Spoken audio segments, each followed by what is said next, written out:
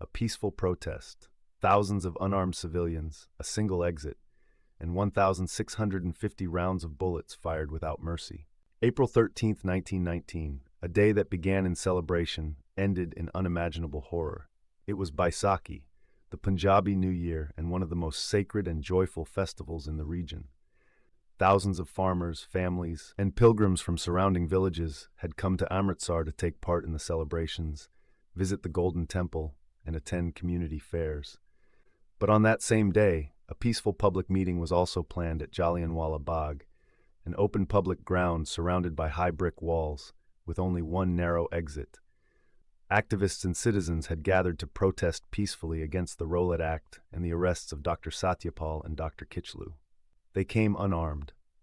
There were no weapons, no slogans of violence, just people sitting, listening, talking, men, women, and children.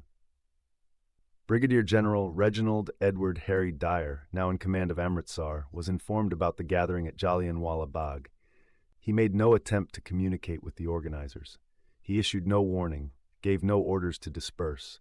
He took 90 soldiers, 25 of whom were Gurkhas armed with rifles and bayonets, and marched straight to the only entrance of the Bagh, blocking the only exit.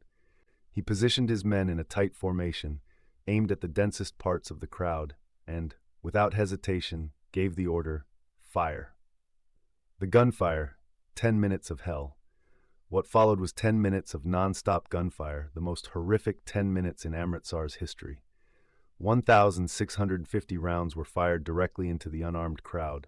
The soldiers were ordered to shoot to kill and to keep aiming at the largest clusters of people. People screamed, scattered, and tried to flee, but the only exit was blocked.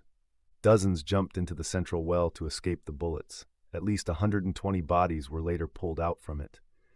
Mothers clutched children. Families lay dead together. Young boys were gunned down where they stood. Eyewitnesses later described the ground as a field of blood and bodies, some twitching, others lifeless. There were no ambulances, no water, no medical help. Even those who were still alive were left to suffer through the night. General Dyer later admitted that he would have used machine guns had he been able to bring them into the garden.